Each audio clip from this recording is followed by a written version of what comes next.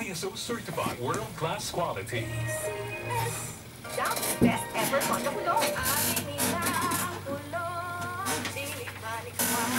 Tungkol kay Lili na ako kontrolado ang kulong. Kadating lang ang kulong. Ang toso na lang. Kapal ka ron? It's like watching on sunshine. With deep action antidote. Downy's best ever Honda Kulong. It's like watching on sunshine. With Downy. Magbawang buhay na. Magbagong buhay with Downy's best ever Contra Kulong. Ito ang DXDR 981 sa Dipolog City. Basta balita ang serbisyo publiko. Tatak RMN.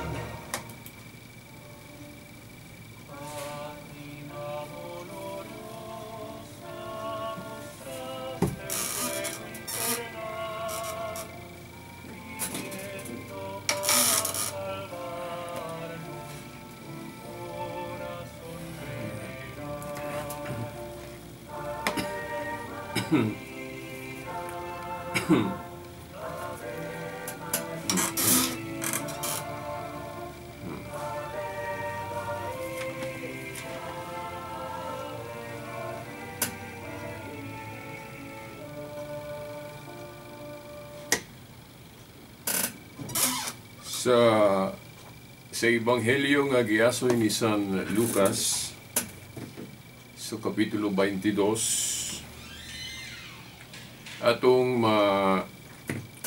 mabasa nga nagkalalis ang mga tinun-an kung kinsa ang labaw kanila, kung kinsa ang kinsay leader nila ba, kinsay labaw nila. Kugunya ang reaksyon sa atong Ginoong Hesukristo, wala siya mo supak o wala niya kanabang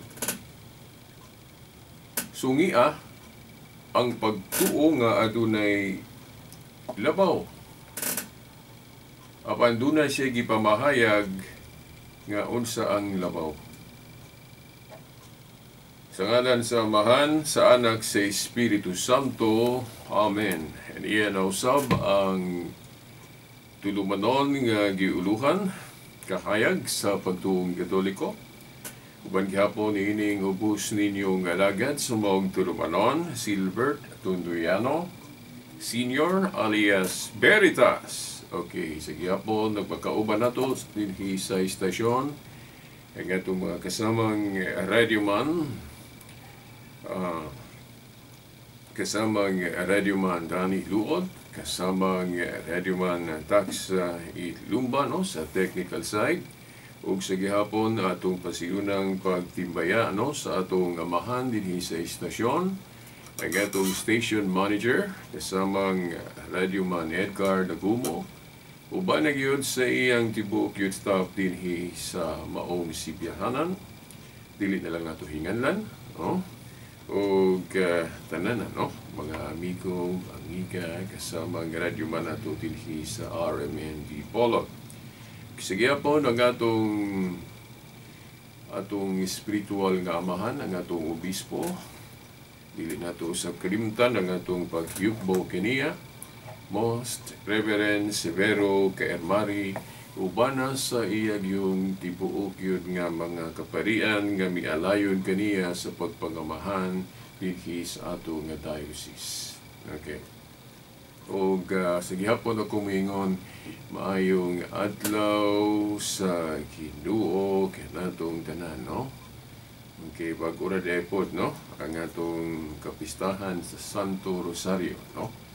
O hinaot, no? Nga katong atong pagsaulog sa kapistahan, magpahinumdum gihapon nato ug unsa ang atong pagkakristohanon, no? Nga diin atong adlaw ang ehemplo mao ang atong mahal nga inahan, no?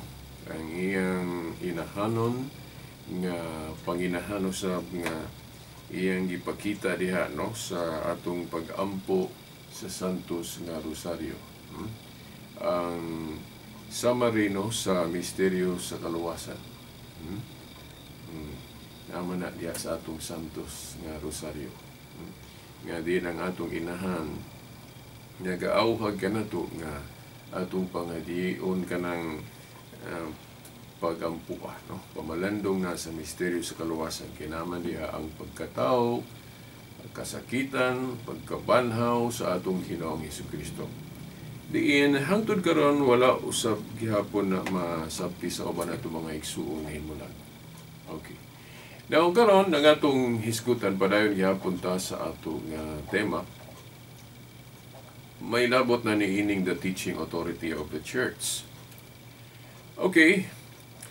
Atong gikutlo pag-una yun o pagsugod yun sa atong tulumanon karon ang Lucas 22. Wala na ito gikutlo ang sitas yun tibuok. Pero ang iyang context. Diin nagkalalis ang mga tinunan kung kinsay labaw nila. Kinsay leader ba? O kinsay chief? Sa laing termino, kinsay pope nila. Kay sa atong pagulagway aning the teaching authority of the church, ang simbahan, usa ni kaging harian. Unya ang gingharian, doon na siya hari, doon na po siya prime minister. No? Kung atong balikan ang atong nahisgutan na. Ang prime minister kanang tinugyanan sa Yahweh. Unya ato tong gikutlo tong Isaiah, no? Isaias kapitulo 22, tudling 21 hangtod sa 23.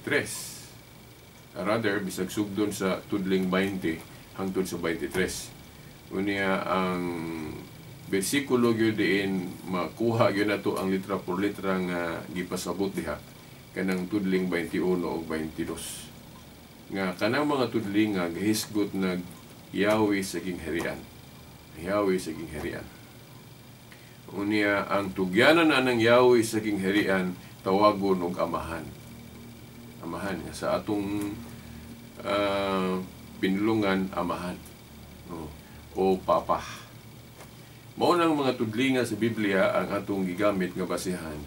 Nga kung tugyanan gani kag Yahweh sa gingharian, buti pasubot gihimo kang prime minister, gihimo kang leader, gihimo kang labaw. Hinoon kanang Isaias kapitulo 22 tudling 20 hangtod sa 23. Ang istorya gyud diha particular gyud ang litra por litrang gipahayag diha. No? Dili na wala maghiskot gyud litra por litra nga sa atong panahon na sa Christianity, no? Pero ato lang nang gamit nga bersikulo isip example o kung asa bata nanukad nganong ang simbahan ni Kristo naapoy prime minister. Ngano man kay kanang Isaias 22 mga tudling nga akong gihatag ninyo, Isaias 22 tudling 20 hangtod 23. Naghisgot man na niyan itong gingharian sa una. Gingharian sa Diyos nga gidumala og tao. Nya kahibalo man ta nga kining simbahan, kining iglesia nga gitukod ni Kristo, restoration man ni sa gingharian sa Diyos nga gidumala ni David ni adto atong Kingdom of David. Gingharian sa Diyos nga gidumala og tao kay gipadumala man sa Diyos og tao ang iyang gingharian diri sa yuta. Di ba? Kadtong gingharian ni David. Unya kung hari gani ka sama ni David, kung mabakante na ang imong posisyon, na gyud mo hulip. Na imo musunod di mo ba as king? Parehas anang posisyon sa pagkamayor. Kung mabakante, doon na gyud mo puli. Posisyon sa presidente, no? Katungdanan sa pagka-presidente kung mabakante, doon mo puli, no? Ina naman ang atong gobyerno, di ba? Nya kay gingharian lagi ang simbahan ni Kristo, mao nang mudagan ta sa daang kasabutan kung kanang gingharian nga adunay hari tinuod ba gyud nga nana siya prime minister kanang gitugyanan sa Yahweh. Mao na. Now kanang Isaias kapitulo 22 tudling 20 hangtod 23 ang istorya na niadtong higayuna doon natoy nakalingkod sa pagkahari, no? Kanang katungdanan sa pagkahari nga si King Hezekiah, no? King Hezekiah. King Hezekiah, during that time, ang iyang prime minister, si Shebna, kanabang gahupot sa Yahweh, Shebna. Unya, usa ka wicked, usa ka dautan nga pagka-leader si Shebna. Pero siya ang gitugyanan sa Yahweh. Mao mo gani ato nang gikutlo pag-prove ninyo mga igsuon nga wa masayo pag Katoliko nga ang hari na siya prime minister. Unya ang prime minister tugyanan og Yahweh sa gingharian. So kung dunay mo ingon nga ngano kamong mga CFD nga mong mga Katoliko nganong gigamiton man niyo ng Isayas kapitulo 22 tudling 20 hangtod 23 nga lahi man ang context ana dili man na sa panahon na ni simbahan ni Kristo o gingharian ni Kristo sa New Testament. Kay kanang Isaias 22 gahisgot pa na atong gingharian sa una. Tinuod bitaw. Kanang Isaias 22 20 hangtod sa 23 gahisgot na sa una nga gingharian. Itong Old Covenant Kingdom. Diin niadtong panahon na doon natoy nakalingkod sa katungdanan sa pagkahari nga si King Hezekiah. Unya, ang iyang prime minister kato si Shebna, ang gitugyanan si Yahweh. Now, ato nang gikutlo, isip prueba, nga ingon na yun ng kuan, structure sa kingdom of God, diri sa yuta. Di ba? Ato nang gamit nga basihanan, lahi to sa una, lahi po sa panahon ni Kristo, pero pwede na itong gamiton tong sa una sa pag-prove nga ang gingharian ni Kristo na ay prime minister. Ang prime minister, tugyanan og Yahweh. So, mao nang Isayas. Di ba? Gawas og musupak mo nga ang simbahan, moingon mo nga dili na siya gingharian. Supako ninyo ang pagka-kingdom sa church. Kung dunay mga pundok nga musupak nga kanang church o iglesia, gingharian na ni Kristo, kung musupak mo ana, now, siguro na amoy rason po siguro nga nung supako ninyo nga ang gingharian ni Kristo na ay prime minister. Pero kung mauyon mo nga ang simbahan o iglesia gingharian na ni Kristo, gingharian na sa Dios diri sa yuta, sa atong panahon ron ang simbahan, so naagyo na hari. Unya ang hari kay naaman na siya tunugyanan si Yahweh nga atong gitawag na siya leader o second in command to the king. Di ba? Sa panahon sa una, katong si Isaias 22, gigamit lang nato nga basihanan nga wa ta masayop nga ang gingharian sa Dios na ay hari dahil naapoy prime minister. Ang prime minister mao na tugyanan si Yahweh. Kadto lang sa Isaias, ang nahitabo lang atong higayuna nga gi-overthrow, gipalagpot sa katungdanan si Prime Minister Shebna tungod sa iyang kawikid. Niya itong higayuna, no?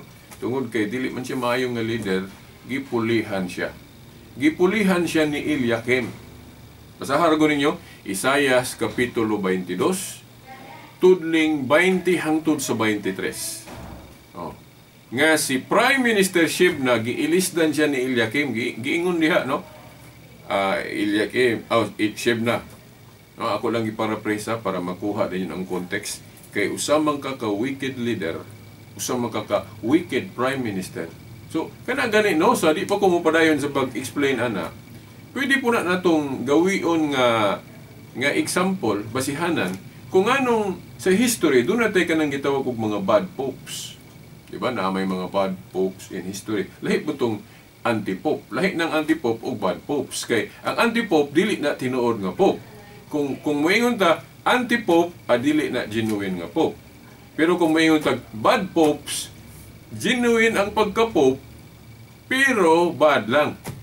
Ha? Ako nang iklaro niyo ha, kay sa Facebook god, na uban dili insakto ang ilang sabutan ng duha ba, di na parehas. Ang anti-pope, dili genuine ang pagka-pope. Dili tinuod nga Santo Papa, piki, di ba? Kung may tag bad pope, genuine ang pagka-Santo Papa, genuine ang katungdanan, pero bad lang. Naparas ba ng atong gobernador o vice o mayor ba, mahimong valid o tinuod ang iyang katungdanan sa pagka-mayor, dili bugos, dili fake, tinuod yun. Pero kung hisgutan, kung maayo ba siya nga pagka-leader, maayo ba siya nga pagka-mayor, maayo ba siya nga pagka-gobernador, lahi na, di ba? Kaya mahimo man nga genuine ang katungdanan sa usa ka mayor o gobernador, pero dili lang maayo ang iyang example. Hinana. Iyon na po. Ang pagka-leader, ang pagka-pope, kuha na siya. Kanang dili na siya ingon nga wa na siya basihanan. Kaya kanang katungdanan sa pagka-pope, ang gatukod ana si Kristo. Kay saging herian ni Kristo, ang iyang gitugyanan sa mga Yahweh, si Pedro man. Di ba? So, buti pa sabot, si Pedro mo ay prime minister sa iyang gingharian. Si Kristo ang hari, unya ang iyang gitugyanan sa Yahweh, si Pedro man, so si Pedro mo iyang prime minister. So, katong sa Isayas, lahi-lagi ang istorya ato, pero gigamit na itong basihan sa pag-prove nga ang gingharian sa Diyos diri yuta na agi prime minister. Unya, kanang prime minister, tugyanan og Yahweh. Second in command to the king. Di ba? Basahan na ninyo ayon ng Isayas 22. Nya, kung di pagid mo, magduda pagid mo, ayuhan ninyo basa mga unang bersikulo ana ang context ana nga chapter. Lucas, I'm sorry. Isayas 22. Tudling 20 hangtod 23. Nga si Prime Minister Shebna nga gitugyanan si Yahweh sa gingharian, usa ka dautan nga pagka Prime Minister, usa ka leader. Giilisdan siya ni Eliakim. Giingnan siya ang imong authority. Ang Yahweh nga naa diha nimo Shebna, kuhaon gikan kanimo ug itugyan na ni Eliakim o Eliakim. Si Eliakim na po'y Prime Minister. So siya na po'y maghawid sa Yahweh sa gingharian. Dayon, tawagon ko nun ng katungdanan sa pagkatinugyanan sa Yahweh o amahan o pader. Nga sakinat sila, papa. Sa ito pa kung moingon mo, way basihan sa Biblia ng pagtawag-tawag ni Pedro o papa, nasayop mo anak. Kaya tingali, moingon mo, asa man mabasa sa Biblia, nga si Pedro gitawag og Santo Papa. Na, way litra por litra. Pero ay masabot.